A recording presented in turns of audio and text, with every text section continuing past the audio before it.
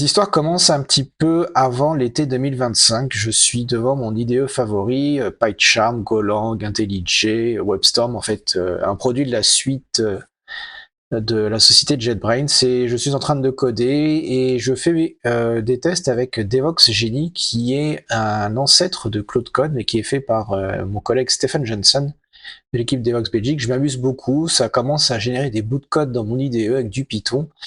Et je ne connais pas encore Claude Code tout simplement parce que Claude Code n'existe pas réellement. Claude Code a été inventé en novembre 2024, mais les premières versions sont apparues en mars-avril et on a vraiment commencé à en entendre parler au mois de mai-juin, après Devoxx France de l'an passé. Je m'appelle Nicolas Martignol, je travaille chez Back Market depuis janvier 2024. Avant ça, j'ai travaillé chez Doctolib de mars 2021 jusqu'à la fin 2023. J'ai notamment participé à la campagne de vaccination en France. Et je tombe sur un article de mes anciens collègues de Doctolib avant l'été. Et dans cet article-là, ils racontent comment ils ont embarqué et déjà initié des projets avec Claude Code. Et donc je reprends contact avec eux, on discute, et là je m'aperçois en fait que chez nous, Back Market, à cette époque-là, on a Copilot, et c'est tout.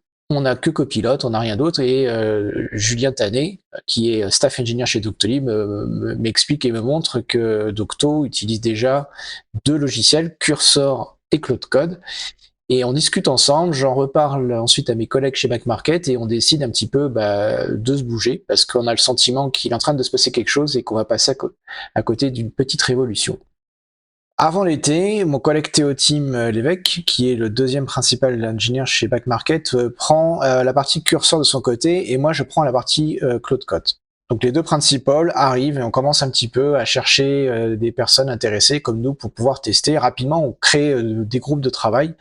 On débloque rapidement aussi des budgets, ça fait partie du boulot des principal ingénieurs. Et puis nous voilà partis à commencer à tester Cursor et Claude Code. Alors c'est pas l'un ou l'autre, en fait ce sont les deux outils qui sont intéressants. Et moi, je pense que vous l'avez deviné, avec Claude Code, j'ai découvert un outil assez hallucinant et assez malade. Fin juillet, il y a une soirée, comme il y en a tous les mois, dans mon entreprise, et on est dehors en train de discuter avec différents collègues, et puis l'un d'eux, Pierre, vient me voir et me pitch un projet assez intéressant, une histoire de carte cadeau qu'il faudrait coder, mais il n'y a pas d'équipe technique, ainsi de suite, donc on est jeudi soir. Et un de mes jeunes collègues qui s'appelle Jules, qui est venu de New York, est là, on discute tous les trois. Et le lendemain matin, j'envoie un petit message à Pierre, je lui dis, envoie-moi ton PRD, là, envoie-moi ton document. Et me voilà un vendredi soir à 17h avec une spécification technique, donc en fait qui raconte, pour les gens qui connaissent pas de quoi je parle, c'est un peu un cahier des charges qui raconte comment rajouter une fonctionnalité sur le site. Et je tape Claude, il est 17h40 et je commence un petit peu à tester, à bidouiller en essayant de reproduire ce que j'ai vu ou ce que j'ai lu. Et là, je prends une énorme claque. Je travaille et je m'amuse toute la soirée. Et vers tard dans la nuit, j'ai quelque chose qui fonctionne en local avec un serveur, une interface web, un back-end. Et en fait, un prototype tout à fait correct que je m'empresserai de montrer dès le lundi suivant à mes collègues. Donc l'aventure commence comme ça, par la création non pas de choses, mais directement d'un projet sur lequel on va s'amuser et qui va être lancé d'ailleurs un peu plus tard dans l'année, qui est devenu un vrai projet qui est sur le site de Back Market. Ce sont les cartes cadeaux, les gift cards, si vous cherchez, et si vous cliquez dessus, voilà, dites-vous que derrière, il y a un service où 95% a été codé avec Claude Code. Les vacances se passent, donc je lance un projet au mois d'août pour un petit peu prendre le feeling de développeurs front-end, back-end, des gens de la data et ainsi de suite. Il faut savoir que chez Back Market, on est à peu près 280 personnes qu'on peut qualifier de développeurs. Ça va des stagiaires, les prestataires, les développeurs, les staff engineers, les directeurs, les managers. Voilà à peu près donc, sur une entreprise qui compte 720 employés, ça fait à peu près presque la moitié de la boîte qui est intéressée par ce qui va suivre. Avant l'été, donc expérimentation, je lance des messages pour contacter Anthropic dans l'idée de signer un contrat et puis d'utiliser le budget qu'on a réussi à débloquer et puis commencer à payer quelque chose et non pas utiliser des cartes et faire des frais comme au début. Et là, premiers échanges sont super sympas avec Anthropic, mais on sent bien qu'ils sont complètement débordés. Et en substance, la personne avec laquelle je discute me dit, écoutez, pas de souci, mais c'est juste qu'en ce moment on est débordé. Donc là, on est la première semaine du mois d'août.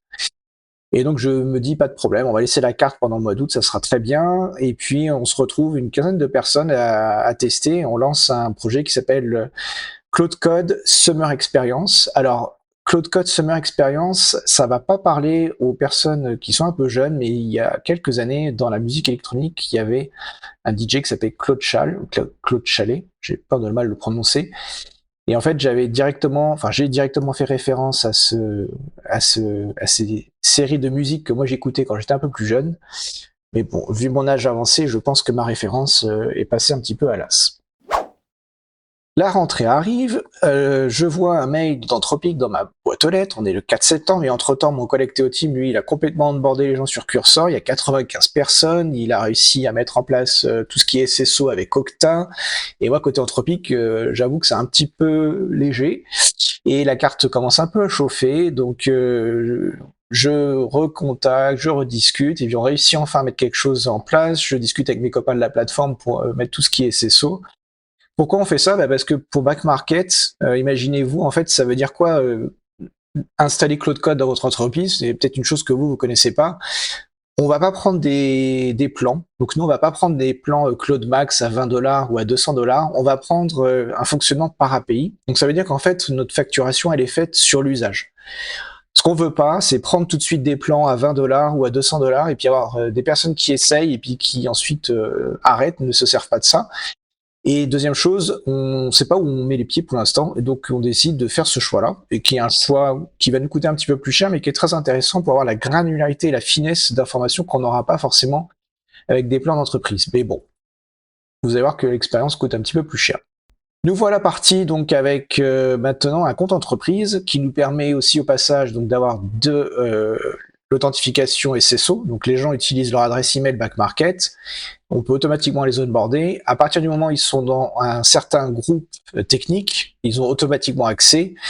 Si par contre ils sont pas dans ce groupe-là, si par exemple ce sont des product managers, si ce sont je sais pas des personnes de la finance, il faut que leur demande soit manuellement approuvée pour des pures raisons budgétaires, mais techniquement en fait le système fonctionne très simplement.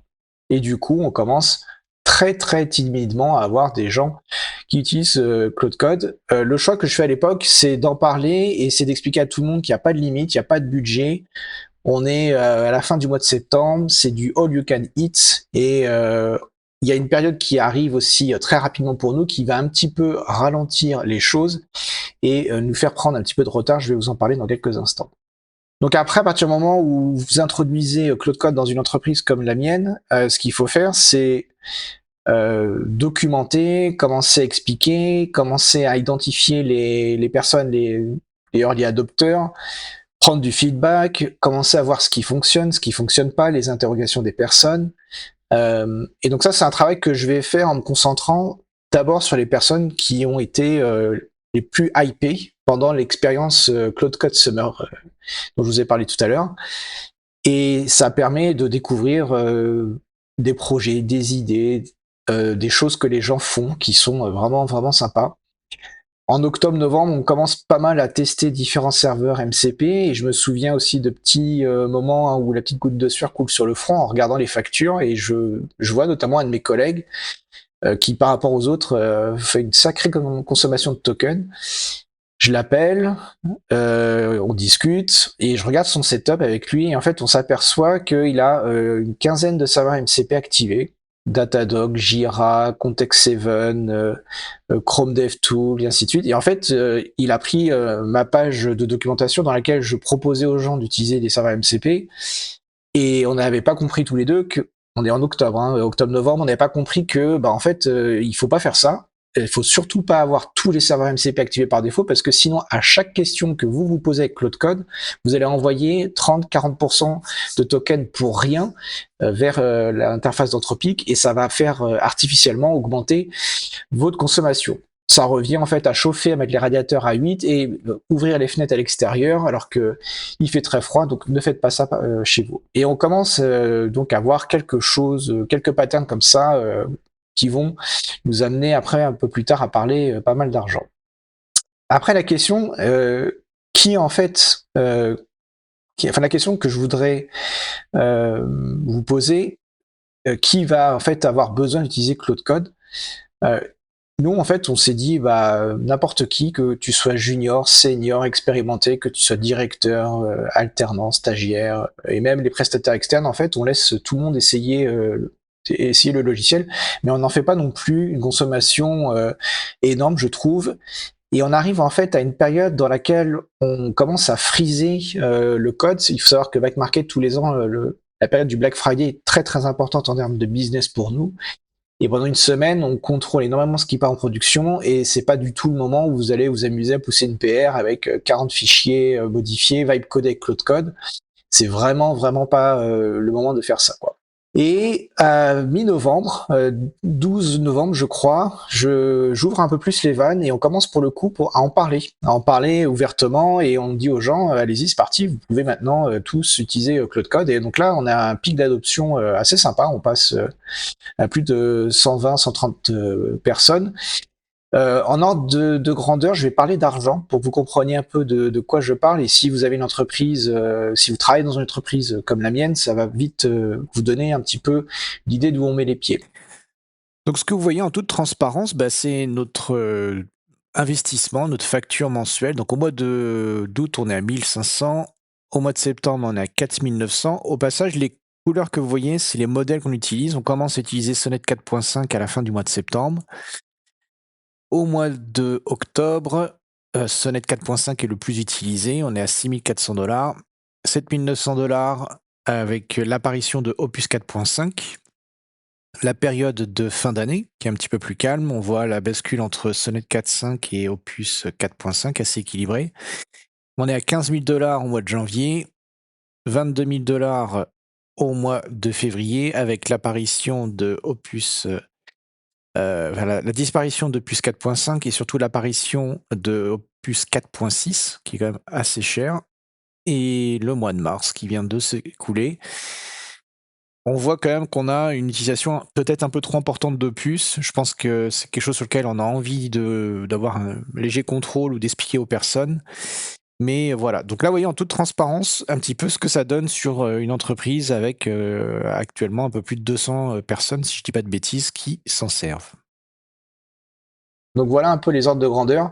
Et derrière, en fait, il faut imaginer, et je vais vous montrer à l'écran, parce qu'il n'y a rien de confidentiel, je vais vous montrer en fait la courbe d'adoption. Donc la courbe en rouge, ce sont les gens techniques de l'entreprise qui sont dans les fameux 280 personnes. Donc déjà, vous voyez qu'il n'y a pas 280 utilisateurs.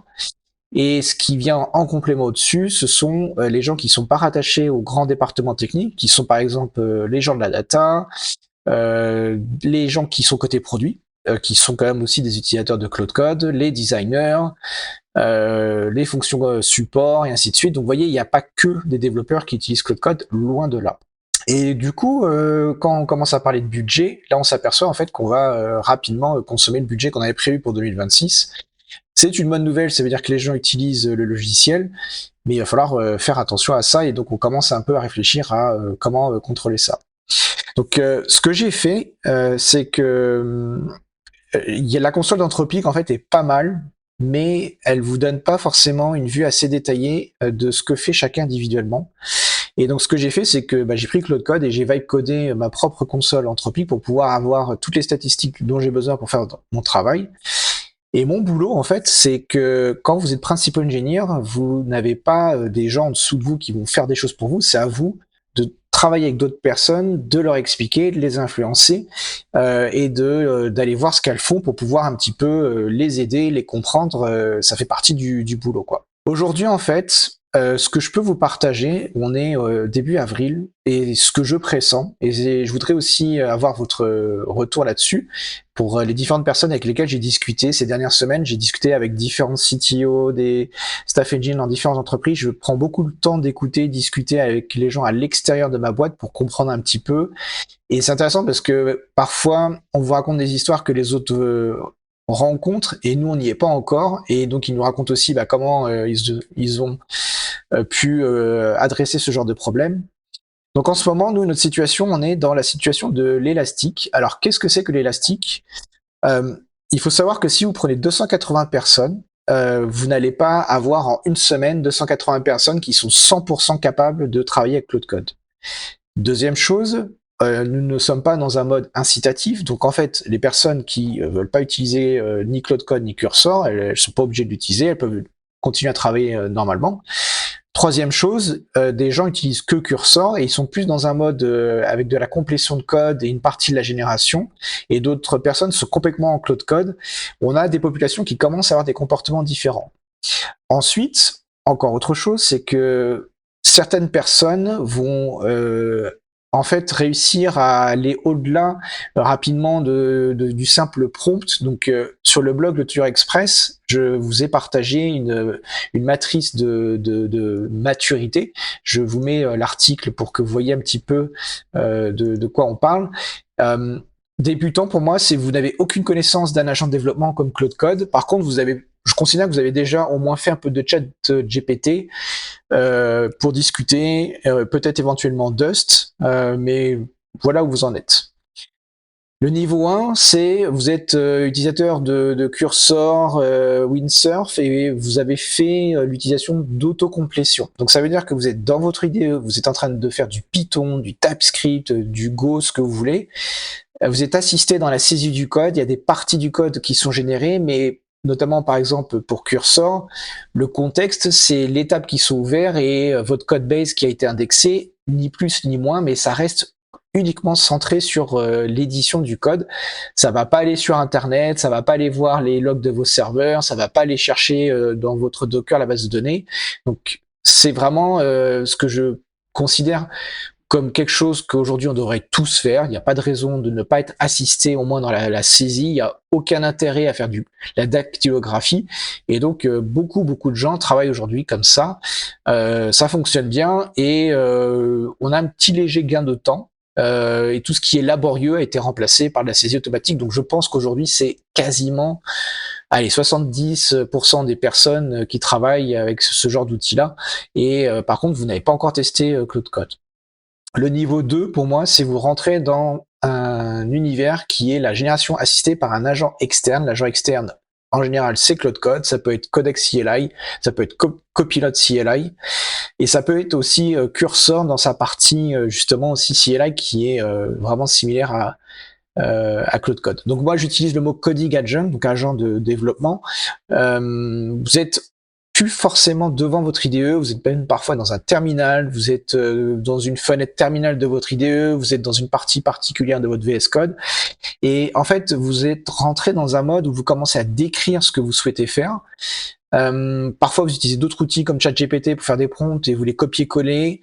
Vous arrivez à compiler, tester, packager, déployer, mais tout ça reste encore manuel, donc c'est encore vous qui intervenez, et vous êtes vraiment sur la partie écriture des prompts pour l'instant, et parfois vous vous énervez parce que vous avez l'impression que l'IA est bête, elle ne comprend pas, donc vous arrivez parfois à des moments où l'IA vous dit ah oui tu avais raison, voilà. En fait, pour être très transparent avec vous, moi personnellement, je n'ai plus depuis 7-8 mois cette fameuse phrase « Ah oui Nicolas, tu as raison, il aurait fallu que je fasse B au lieu de faire A ». Je n'ai plus cette phrase. Et je vais essayer de vous expliquer comment je fais, mais je l'ai eu au début. Quand j'ai commencé à prompter, j'étais dans ce mode-là et je parlais en fait avec l'IA. Et ben le premier truc, c'est qu'il faut pas parler, même si effectivement il y a une fenêtre de chat et vous avez envie de raconter votre petite enfance, ne le faites pas, c'est pas fait pour faire ça. C'est juste qu'aujourd'hui on s'est dit que la meilleure façon de discuter avec ces agents, c'était une interface qui ressemble à une interface de chat, mais ce n'est pas une interface de chat. C'est la grosse erreur des gens qui débutent avec Claude Code, ils commencent à discuter comme si c'était son pote de l'armée. Ah oui, alors l'armée vous connaissez pas. Comme si c'était son pote du collège. Et en fait, c'est pas du tout comme ça qu'il faut faire. Bref. Je m'égare. Revenons à l'utilisation d'un agent. Donc le niveau 3, c'est vous avez commencé à utiliser Claude Code ou un outil similaire. Vous êtes plutôt capable d'écrire des prompts simples, vous commencez à reconnaître des petites techniques, vous comprenez ce que c'est que la fenêtre de contexte, vous savez utiliser le mode plan, vous commencez vraiment à déléguer une partie de la génération de votre code et vous n'écrivez pas forcément beaucoup de code. Vous êtes même capable de faire des revues de code assistées avec cet outil-là. Vous pouvez terminer des PR, compléter. Vous pouvez réagir à des commentaires qu'on vous aurait fait sur votre vrai code et vous les corriger avec Claude Code. Ça, c'est quand même assez cool. Et il vous arrive parfois d'être bloqué, mais vous commencez un petit peu à bien maîtriser le système. Et pour l'instant, vous savez pas trop ce que c'est que les serveurs MCP. Vous vous dites que vous allez essayer, mais voilà où vous en êtes. Le niveau 3 bis, pour moi, c'est utiliser un agent et l'intégrer dans la chaîne complète de votre développement.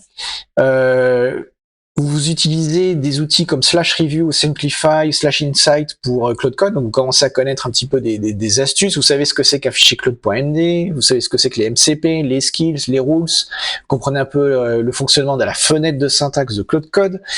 Et je vous dis Claude Code, mais c'est pareil pour Codex CLI.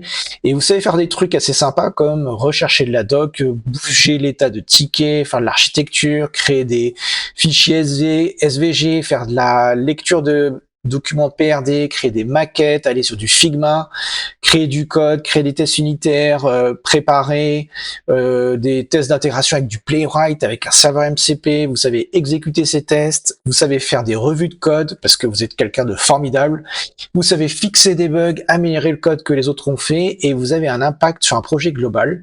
Et en vrai, de vrai, si vous regardez votre fin de journée, vous apercevez que vous n'écrivez peut-être plus que 1, 2, 3% du code, vous êtes tellement devenu un adepte que vous en êtes même à faire des git commits avec Claude Code. C'est pour vous dire à quel point vous êtes tombé bas, mon bon ami. Bref, mais bon, pour redevenir quelqu'un de très sérieux, parce que je suis un mec hyper sérieux, vous reconnaissez aussi les anti-patterns et les trucs qu'il faut éviter, et vous commencez à voir cette histoire de contexte qui est vraiment important. Niveau suivant, vous êtes capable d'assembler un environnement de dev, de déléguer les tâches à un agent, et l'agent, il est même pas forcément sur votre ordinateur. Donc là, on commence un peu à toucher des trucs un petit peu plus compliqués. Vous avez peut-être même déjà créé un agent. Si vous avez vu mes vidéos sur les jeux de rôle, bah, c'est ce que j'ai fait, et on s'est éclaté, c'était génial. Les gens avec lesquels j'ai pu en discuter, qu'il y en a qui ont testé de leur côté, se sont autant amusés que moi. Bon, après, il faut aimer les jeux de rôle. Vous utilisez Claude Code pour faire plein de trucs. Vous pouvez intervenir sur du Python, sur du Go, sur du Scala, sur du Erlang. En fait, le langage a pas forcément, c'est pas forcément un frein pour vous. Et vous pouvez remonter, aller discuter avec des PM et les aider sur la création. Et vous pouvez aller sur la prod. J'ai dit ça, moi. Vous pouvez aller sur l'intégration continue. Vous pouvez regarder ce qui se passe sur Argo CD. Même ivre, un lundi matin, vous écrivez un agent qui met en production le monolithe de votre entreprise. Imaginez si ça arrivait. Bon, redevenons sérieux. Mais vous savez ce que c'est qu'un contexte, les LLM, vous comprenez surtout la différence entre les modèles, les coûts, et vous êtes capable de former les autres. Moi, en fait, je considère que là, vous avez débloqué quelque chose qui est très intéressant, c'est que vous pouvez répondre aux questions de vos copains et vous pouvez commencer à les aider. Et là, ça commence vraiment à être sympa. Niveau 5, je sais pas si ça existe, j'en ai pas encore rencontré personnellement. Vous n'êtes même plus à intervenir sur le code, vous travaillez avec plusieurs agents. Vous êtes capable de coordonner de A à Z la création de projets, de vérifier, consolider des documents d'architecture, des pull requests. Vous perdez vos cheveux. Non, ça c'est pas ça qu'il faut dire, pardon. Vous mettez au point ces graphes d'agents, les boucles de renforcement, la gestion des types d'agents. Vous pouvez aller donc en amont vers la spécification des projets et en aval. C'est pas du tout du vibe coding pour moi, c'est vraiment beaucoup plus compliqué que ça. Et vous êtes capable d'être critique sur l'utilisation des serveurs MCP et vous avez même parfois écrit de la CLI. Moi, je me considère pas être à ce niveau-là et j'ai pas forcément du tout envie d'y être. Mais voilà un petit peu. Du coup, pourquoi je vous parle de tout ça? Parce qu'en fait, dans mon entreprise, avec mes 280 personnages dont je vous ai déjà parlé tout à l'heure, où j'en suis à un moment, et c'est quoi cette histoire d'élastique? L'élastique, c'est en fait la différence entre, dans une équipe de 8 personnes, ok? Vous êtes engineering manager. Vous avez encore vos cheveux. Dans cette équipe de 8 personnes, il y a Bob et Sarah qui sont à fond les ballons sur Claude Code. Ils ont vu toutes les vidéos de Nicolas Martignol. Leur second prénom, c'est Nicolas. Non, ils sont très avancés sur Claude Code et ils font du code, ils bossent dans l'équipe et ainsi de suite. Et à côté, je sais pas comment on va l'appeler j'ai rien, non peut-être, on va l'appeler Puis, pour l'instant, il s'est dit qu'il regarderait Claude Code la semaine prochaine, mais il se l'est dit il y a 4 mois, et donc la semaine prochaine, bah, visiblement, il n'a pas le temps. Et donc, vous êtes engineering manager, et vous allez vraiment, vraiment voir qu'il va se passer des choses dans l'équipe, parce que c'est pas possible qu'il se passe rien entre ceux qui sont en train d'utiliser ces outils-là, et ceux qui ne les utilisent pas encore. Je vais revenir sur vous, ne bougez pas, on va parler de toi, mon cher. Et du coup, qu'est-ce qui se passe? Bah, t'es manager cette équipe-là, et il va y avoir des tensions et de la frustration, et c'est ça que j'appelle l'élastique, et c'est normal. C'est comme n'importe quelle introduction de changement dans une équipe, mais là, on parle quand même de quelque chose qui touche directement à la raison pourquoi, à la fin du mois, tu as un salaire, c'est que ton métier de développeur se prend un bus en pleine tête, et là, il va y avoir des choses sympas, il va y avoir des choses beaucoup moins sympas. Et donc le truc déjà, cet effet élastique, il est compliqué à gérer parce que c'est impossible que, en tant que VP of Engineering, CTO, voire même pire, chef de projet, en fait c'est très compliqué de former tout le monde en même temps, et ça c'est un fait. Et la deuxième chose, c'est que tout le monde ne va pas du tout avoir envie de faire les trucs de Martignol, là, ces vidéos YouTube de cowboy. Il y en a plein qui en ont mais rien à cogner, et il y en a plein qui ne trouvent pas ça du tout intéressant, et il y en a même qui ne trouvent pas ça très intelligent, et que je devrais pas faire ça. On s'en fout, moi je m'en fous. Du coup, ces gens-là, ils ont une vie, et le problème, c'est que comment on fait quand on est dans une entreprise et qu'on est patron de cette boîte, ou qu'on est directeur, ou qu'on a un poste de manager, ou un poste de leader? Qu'est-ce qu'on fait et comment on aide tout le monde? C'est-à-dire que l'idée, c'est pas de forcer les gens. L'idée, c'est que ceux qui ont envie puissent le faire, et qu'il n'ait pas de frein, pas de barrière, tu peux pas dépenser 10 euros par mois, je sais pas quoi. Et qu'est-ce qu'on propose à ceux qui n'ont pas envie? En fait, pour moi, et je vais pas me faire que des copains dans ce que je vais dire, mais je vais vous le dire quand même, c'est pas grave. C'est un petit peu comme quand les téléphones portables sont arrivés. En France, il y a des gens qui ont décidé qu'ils ne voulaient pas de téléphone portable. Alors, peut-être que vous êtes trop vieux pour avoir connu ça, mais il y a des gens qui étaient réfractaires au téléphone portable, et qui ne voulaient pas de téléphone portable, et qui en faisaient une religion, et surtout en France, parce qu'à l'étranger, c'est pas tout à fait la même musique. On est en 2026, si vous avez des enfants qui rentrent au collège, et si vous êtes jeune parent, vous allez vouloir que votre enfant n'ait pas de portable en 6e. Croyez-en mon expérience, vous allez tenir pas très longtemps. Quand votre fils ou votre fille sera la seule personne dans une classe de 25 voire 30 enfants, et qu'elle n'aura pas de téléphone portable, je vous avoue que vous finirez à Boulanger à 17h30 à acheter un téléphone portable, ou même mieux, sur Back Market, parce que vous êtes quelqu'un de très bien. Et le problème, c'est pourquoi les gens ne veulent pas. Je commence à comprendre, et j'essaie de réfléchir aux solutions, et j'essaye d'être aussi, et je le dis là, si certains écoutent cette vidéo, déjà merci. Si vous êtes complètement réfractaire et vous tombez sur ce passage parce qu'on vous a assis scotché à la chaise pour m'écouter, déjà je m'excuse de vous faire passer un mauvais moment. Ou cher, je sais pas, j'ai pas d'idée de prénom, donc on s'en fout. Je comprends que tu n'aies pas envie de perdre ta compétence de développeur acquise au bout de 6, 8, 10 ans. Je comprends. Tu as pris du temps à maîtriser ces outils, tu as souffert, et aujourd'hui, tu te rends compte que quelqu'un de plus jeune, ou quelqu'un de plus vieux comme moi, peut faire aussi du code, et qui peut le faire quasiment aussi bien que toi, même parfois mieux que toi. Et je comprends que ça t'agace. Ça t'agace parce que tu vois des personnes qui ont 1, 2, 3 ans d'expérience, et qui font des trucs plutôt bien. Et tu vois des gars comme moi qui ont 27 ans d'expérience, qui devraient être dans une maison de retraite, et qui reviennent te voir et qui te perturbent ton karma, et qui te font des pull requests, et qui te font des trucs que t'as pas forcément envie. Je le comprends. Mais le problème, c'est que je sais pas quoi te dire, et je sais qu'en fait, on va pas pouvoir arrêter cette machine-là. Et le pire, c'est qu'en fait, à la limite, t'aimes pas, t'essayes un petit peu, t'as une opinion circonstanciée, parfait, ok, c'est cool, mais tu n'essayes même pas, je le sais, je te vois pas, je sais que t'es pas là, t'as pas demandé de licence, et vous êtes pas mal dans ce cas-là. Et c'est compliqué, en fait, parce que les choses avancent, et à moins qu'il y ait une énorme augmentation des prix d'Anthropic, bah, s'il y a cette augmentation de prix, je pense que les entreprises pourront pas suivre, et dans ce cas-là, tout le monde reviendra à la case départ. Je pense pas que le système va s'arrêter, et je pense qu'il va continuer à s'accélérer, et je pense qu'on est au début de cette transformation ultra importante et violente de notre métier, quoi.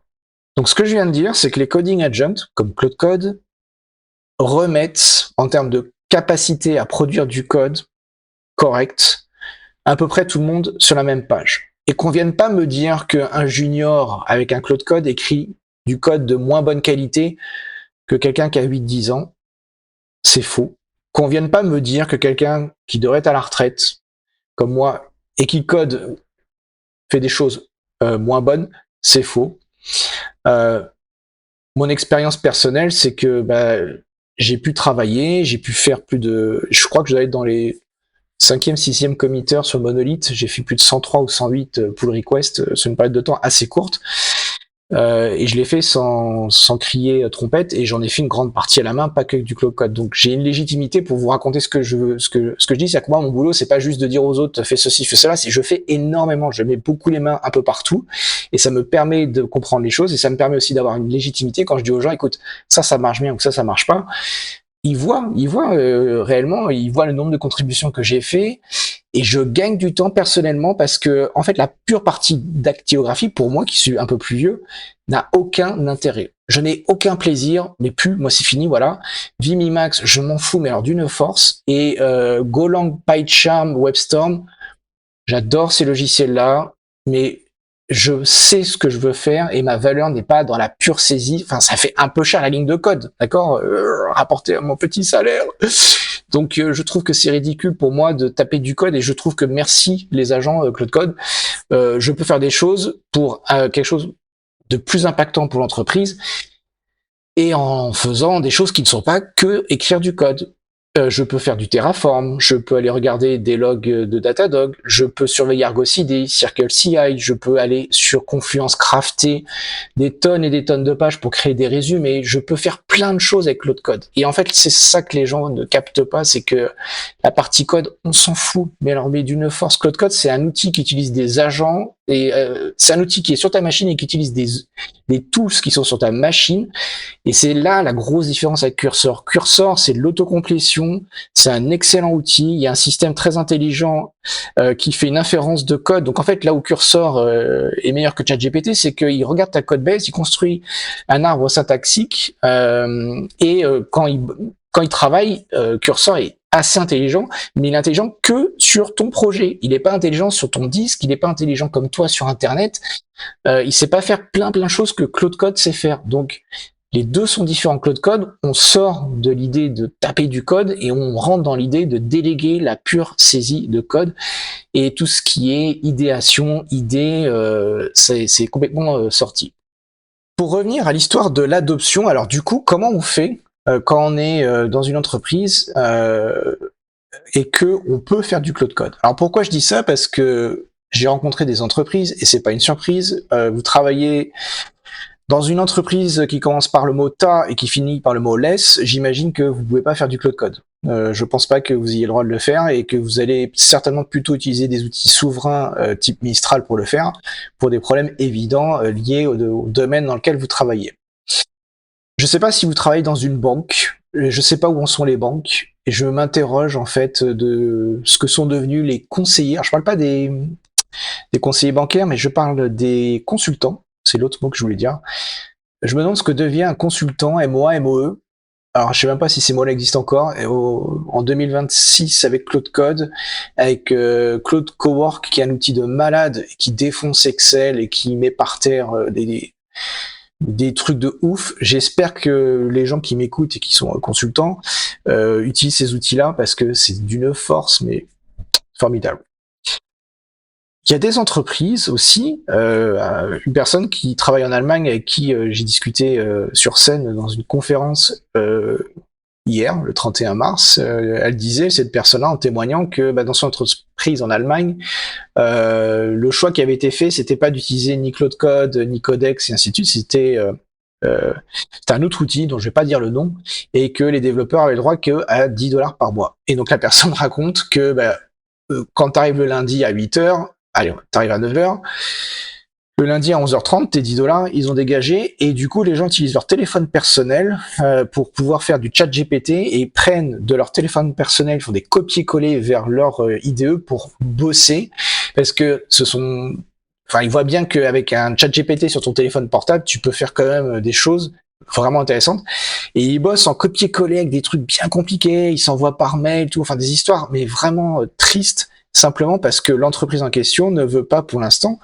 que en fait les gens utilisent des outils comme Claude Code. Et comme les gens sont intelligents, et ben ils trouvent des moyens de contournement. Ça me rappelle une aventure où le Wi-Fi était réservé à des managers dans une entreprise où j'étais prestataire. Et donc j'arrive dans cette entreprise publique française, je fais une mission d'audit qui était vachement sympa, et pas de Wi-Fi pour les prestataires, on n'avait pas le droit d'utiliser le Wi-Fi. Bon, pas de câble RJ45, pas d'internet. Ah ouais, ça va être compliqué sans internet. Puis les gens n'ont pas l'air d'être stressés. Et en fait, tout le monde était en 4G ou en 5G, et tout le monde utilisait son ordinateur du boulot avec une partage de connexion, ce qui est le pire en sécurité, quoi. Voilà. Et donc, pourquoi je vous raconte ça? Parce que y a des gens qui bossent comme ça. Là, maintenant, pendant que je vous parle, ils sont pas comme moi avec du Claude Code ou du Cursor, du Codex. Ils ont pas ça. Et du coup, ils trouvent d'autres solutions et ils galèrent. Et ils mettent parfois aussi la sécurité de leur entreprise en jeu.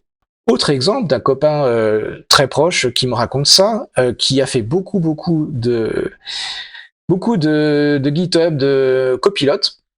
Et il me raconte, on se croise l'autre jour, il me dit, ah, ça y est, c'est bon, on a du Claude Code. Ah, je dis, tu dois être content. Il me dit, ouais, c'est vrai que c'est vraiment différent. Enfin, il commence à voir un peu la différence. Ils ont des plans avec 20 dollars par mois, ce qui est en vrai tout à fait correct pour commencer. Et vous pouvez faire des trucs vraiment bien. Donc, on parle de la fenêtre d'utilisation et ainsi de suite. Je lui dis d'ailleurs, petite astuce, tu te lèves à 6h30 pour partir le matin, tu lances ta fenêtre. Comme ça, tu commences à cramer tes 5 heures. À 11h, 11h30, ta fenêtre de 5 heures va s'arrêter et le truc va te dire arrête-toi, ça tombe bien, tu vas manger. Et quand tu reviens vers 13h30, tu as une autre fenêtre jusqu'à 17h30. Donc en fait, tu peux largement éclater ta fenêtre de temps. Il suffit juste que le matin, tu fasses une petite astuce pour la faire démarrer pour que Claude Code en fait te laisse taffer toute la journée et que tu aies une super pause déjeuner. Me remerciez pas, c'est encore un conseil qui est offert. Bref, donc ce copain me raconte un petit peu comment s'est passée l'introduction de Claude Code dans son entreprise. C'est assez marrant et je voulais vous raconter ça. J'espère que je raconte correctement l'histoire, sinon tu me le diras. Bref, un manager a réussi à débloquer un projet, un budget. Un manager débloque un budget et permet du coup à des développeurs internes de cette entreprise de prendre des licences Claude Code. Et voilà, et donc les gens travaillent. Bon, jusqu'ici, vous voyez pas où est-ce que ça va mal se finir. Et mon copain me raconte, il dit, mais attends, c'est pas fini. Le fameux manager fait le coq devant tous les autres managers en disant, regardez chez moi, là, pop, mes poulets d'élevage, je leur ai sorti du Claude Code. Et maintenant, en plus, j'ai pas fait ça gratuitement, je leur ai dit qu'il fallait qu'ils fassent 30% de productivité en plus. Pardon? Non mais, c'est quoi ce... Non mais n'importe quoi. Et donc, c'est là où les gens qui sont cons deviennent vraiment très très cons. Donc ce manager a effectivement, bravo, c'est formidable, débloqué la possibilité pour qu'un petit groupe puisse utiliser Claude Code en plus de copilote. Mais il n'a pas fait ça gratuitement. Il leur a dit, les gars, maintenant vous allez déchirer, vous allez faire X% de plus de productivité. Ça me rappelle je vais même pas dire leur nom, une entreprise dans le sud-ouest de la France. Vous voyez Poitiers? Vous voyez Bordeaux? Bon, il y a une ville là, entre les deux, là, Mutuelle, trucs comme ça. Et il y a un gars qui voulait qu'on ait 100% de couverture de test JUnit. Il voulait ça, là. Il voulait que le tableau soit vert. Et ça me gavait. Donc, ce que j'ai fait, moi, je le dis maintenant, il y a prescription. J'ai un peu bidouillé, on va dire, le serveur en question, là, qui affichait les trucs. Et on n'était pas tout le temps à 100%. Je faisais un petit random. Donc, des fois, on avait du 98,9. Voilà. Et on n'avait pas 100% de couverture de test, hein. Faut arrêter, quoi. Personne n'a fait ça, quoi. Et ouais, les gens qui sont cons, je peux être plus con qu'eux. Bref, et donc il me raconte, et ça, je trouve ça catastrophique, et j'espère que ça ne va pas trop arriver, mais j'ai l'impression que c'est très franco-français, c'est vas-y, je te donne un nouveau jouet, mais par contre, il va falloir que avec la nouvelle voiture de fonction que je te donne, il va falloir que tu me ramènes du client, mon ami, quoi. Il va falloir que tu te défonces et que tu ailles voir tous les clients, machin. Bon. Donc ça, j'aime pas trop. J'aime pas trop, mais je me dis, bah, les gens qui étaient bêtes avant, l'intelligence artificielle, ça va pas marcher sur eux, ils vont pas avoir une grève d'intelligence, et je pense que malheureusement, des managers qui sont mal intentionnés, que ça soit l'IA ou pas, vont se servir de cet outil-là, et vont, j'espère, mûrir et comprendre que c'est pas comme ça que ça marche. Mais j'espère que des gens vont pas souffrir parce qu'ils vont être forcés à utiliser l'IA, et que le forcé sera conditionné à une certaine forme de productivité qui est complètement éclatée au sol, soit dit en passant. Comment on mesure l'intérêt de Claude Code? Et ça, c'est une vraie question. Je redeviens sérieux. Discussion avec le COMEX. Le COMEX, c'est quoi? C'est la direction de mon entreprise. Vraie discussion très sérieuse. Je vous ai dit tout à l'heure, 11 000, 22 000, 29 000 dollars par mois. Évidemment que 29 000 dollars par mois, à un moment donné, il faut se poser des questions et comprendre un petit peu quelle est la valeur que cet outil-là permet de générer, quoi. Alors, si j'avais la formule magique qui permet, 1, de faire repousser les cheveux, et 2, d'expliquer réellement comment on mesure la productivité d'un développeur, je ne serais pas en train d'enregistrer cette vidéo tard le soir sur YouTube, et je ferais autre chose. Je peux vous raconter mon expérience. Qu'est-ce que ça a changé pour moi? Est-ce que je suis plus productif? Un petit peu. Est-ce que je m'amuse un peu plus qu'avant? Ouais. Franchement, je m'amuse quand même pas mal. Productif, pas forcément. Je peux faire des choses et les déléguer, et je peux faire des choses qui n'avaient aucun intérêt avant, et j'ai un plaisir à faire ça par Claude Code, pendant que je fais d'autres choses sur lesquelles j'ai besoin de me concentrer, sur lesquelles j'ai besoin d'utiliser mon cerveau, parce que a priori j'ai encore un cerveau. Et donc pour moi c'est du temps gagné, mais je fais toujours mes heures normales, et j'ai pas l'impression d'avoir sorti 10 fois plus de code. Voilà, je dis l'impression parce que après moi j'ai une double vie. Le jour je fais back market, et le soir les week-ends je travaille sur Devoxx France. Et vous l'avez suivi avec une vingtaine d'épisodes sur YouTube, donc là je raconte un truc. Si quand j'ai réécrit la billetterie en septembre-octobre de Devoxx France, j'avais réellement sincèrement pas que ça à faire, et je voulais que ce logiciel fonctionne, et je n'avais pas d'autre solution, et j'ai pris Claude Code en mode newbie. Je me suis enregistré, j'ai fait ça le soir de 20h à 22h. Ça prend du temps, ça prend quand même une bonne cinquantaine d'heures à faire cette histoire-là, hein. C'est pas 5-6 heures, c'est plus de 50 heures de boulot pour le faire correctement. Et c'est important parce que bah au moment où j'enregistre cette vidéo-là, et je sais pas quand je la sortirai, mais on est quasiment complet. On est à 98% complet Devoxx France. Alors là, vous comprenez pas de quoi je parle. Je parle de 3700 places achetées, payées, et on va aller jusqu'à 3800. Donc on parle d'une centaine de places. C'est énorme, hein. C'est la plus grosse conférence, pas juste en France, hein, même en Europe, parce qu'elle dure 3 jours, et qu'il y a 4460 personnes par jour. Il y a 3 camions qui viennent avec des tonnes de bouffe. On a acheté 11 tonnes d'eau, 11 000 litres d'eau pour que les gens puissent boire pendant 3 jours et demi. Voilà, un peu les ordres de grandeur, où est-ce qu'on va. Et Devoxx France, bah ouais, ça prend du temps, et du coup, bah quand je fais ça, je n'ai pas le temps de faire autre chose, quoi. Allez, je reprends après une petite interruption technique. Donc je vous disais, bah, quand je fais Devoxx France, c'est en dehors de mes heures de travail, et ça prend pas mal de temps. Et pour moi, Claude Code a été un énorme outil cette année pour faire plein de choses, pour vraiment mettre de façon secondaire des choses sur lesquelles je n'ai pas forcément le temps de travailler au quotidien. Pour revenir à mon entreprise, où est-ce qu'on en est aujourd'hui? Qu'est-ce que j'ai appris? Déjà, j'ai appris que c'est pas facile de bien utiliser Claude Code et de correctement comprendre l'utilisation, le fonctionnement et la partie facturation. Je conseille vraiment, en fait, si vous voyez des gens qui l'utilisent de manière quotidienne, c'est de rapidement les basculer sur des plans prépayés Claude Max. Pour vous donner un ordre de grandeur, je crois que pour 200 $ en plan Code Max, ça représente l'équivalent de 1100, 1200 $ quand vous êtes en mode token. Donc il y a quand même un rapport assez important. Et c'est pour ça que les plans à 200 $ fixes sont vraiment, vraiment intéressants. Deuxième optimisation ou piste possible, c'est que au lieu que votre Cloud Code tape directement sur Anthropic, si vous êtes client de GCP, comme pour mon entreprise, comme MacMarket, vous pouviez passer par Vertex.ai et vous avez un moyen en fait de reporter votre investissement, parce que c'est pas une dépense, c'est un investissement, vous le mettez sur votre facture GCP. Par contre, vous verrez pas en détail qui fait quoi, vous avez juste une ligne de dépenses, donc c'est juste intéressant pour tout ce qui est lié autour des contrats GCP. Qu'est-ce que j'ai marqué d'autre que je voulais vous raconter? Ouais, c'est compliqué en fait de bien utiliser Cloud Code et il faut vraiment regarder les dépenses parce que ce que font les gens, vous avez un devoir pédagogique et de contrôle mais gentil. Donc moi j'ai 2-3 trucs qui me sont arrivés. Premier truc, c'est que sur la console d'Anthropic, vous voyez pas le détail du client utilisé et vous voyez pas le taux de cache de Cloud Code. Alors écoutez-moi bien parce que cette histoire de cache c'est quand même un truc un peu sournois que j'ai découvert là il y a à peine 2 semaines.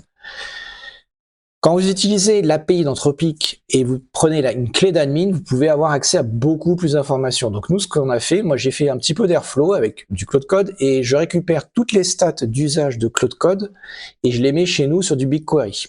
Ok, vous me suivez?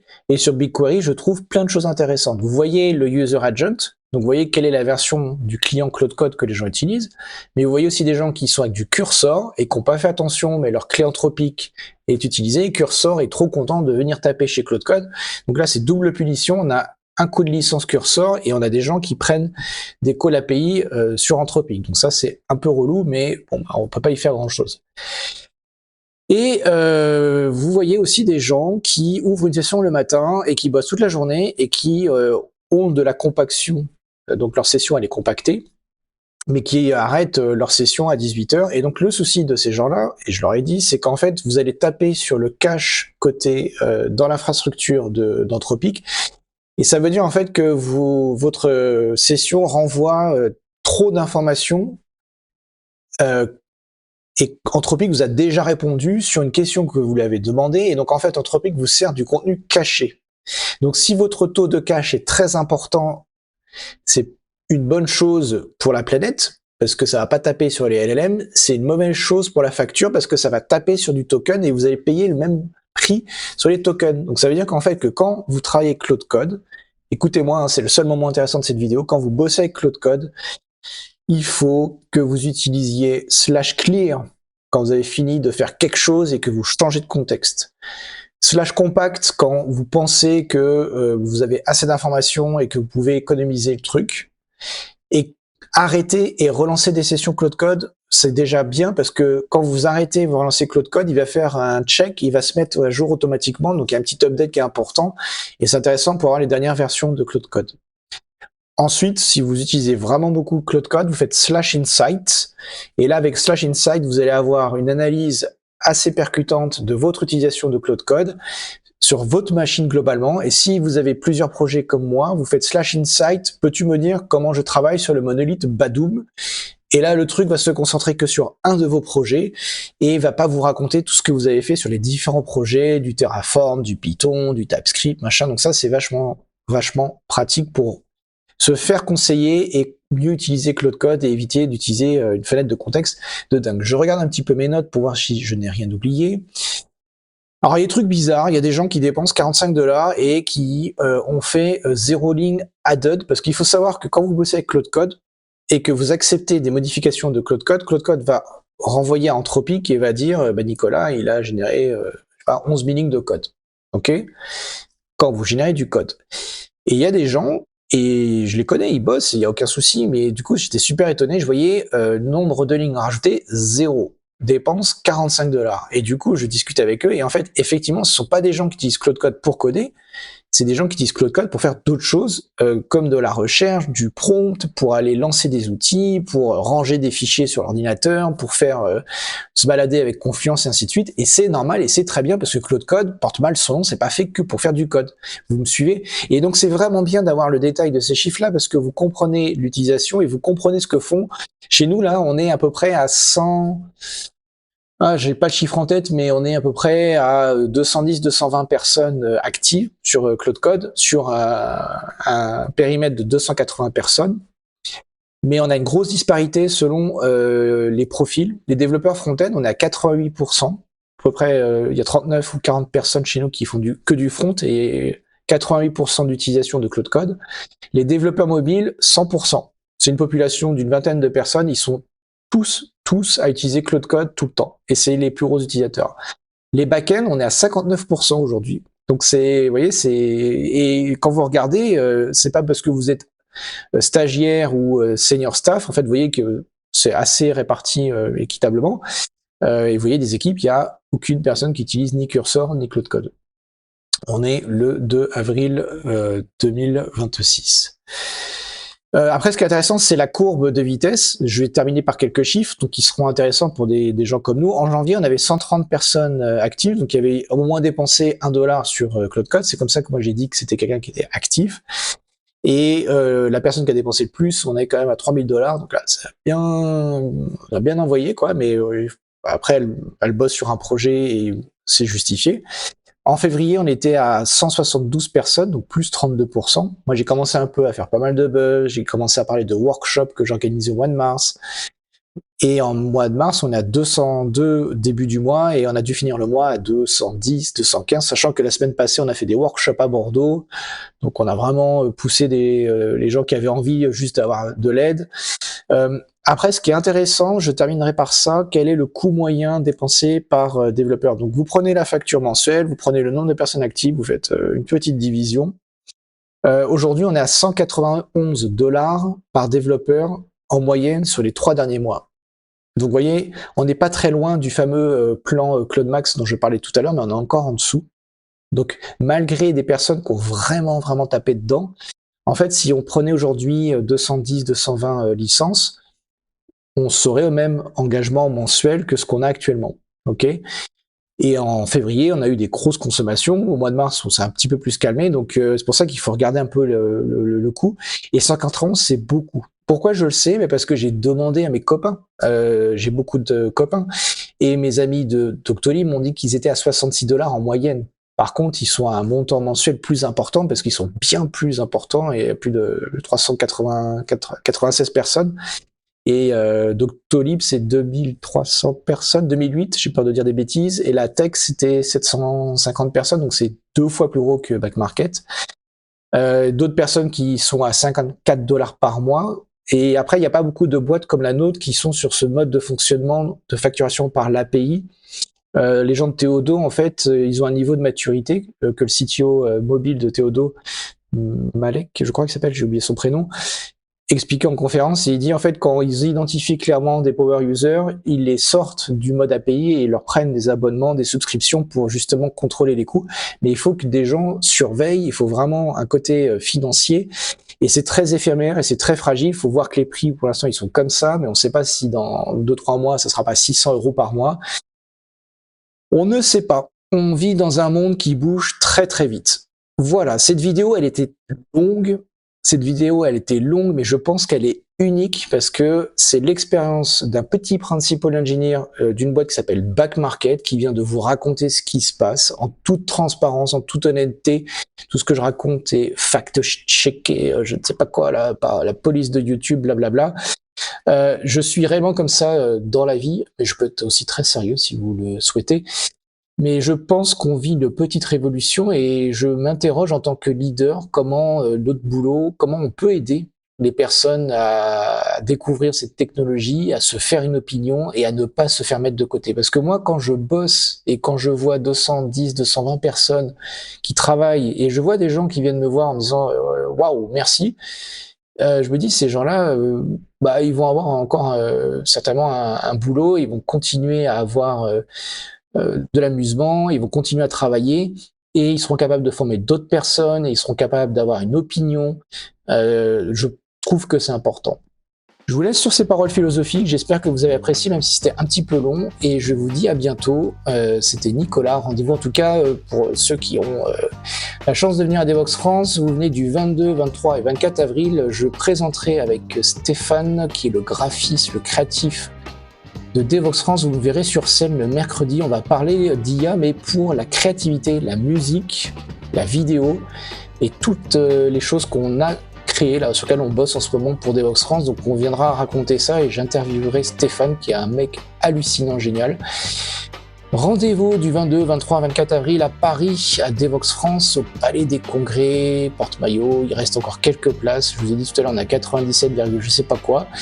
Si vous voulez venir que le mercredi, il y a un code de réduction qui s'affiche là. Hop, il s'affiche, voilà. Ce code de réduction vous donne 120 € d'économie parce que le mercredi, il y a encore un peu de place, mais jeudi, vendredi, ce sera complet. Voilà. J'espère qu'on se verra en vrai dans la vraie vie et je vous dis à bientôt. Ciao, ciao. Merci d'avoir regardé cette vidéo. N'oubliez pas de vous abonner.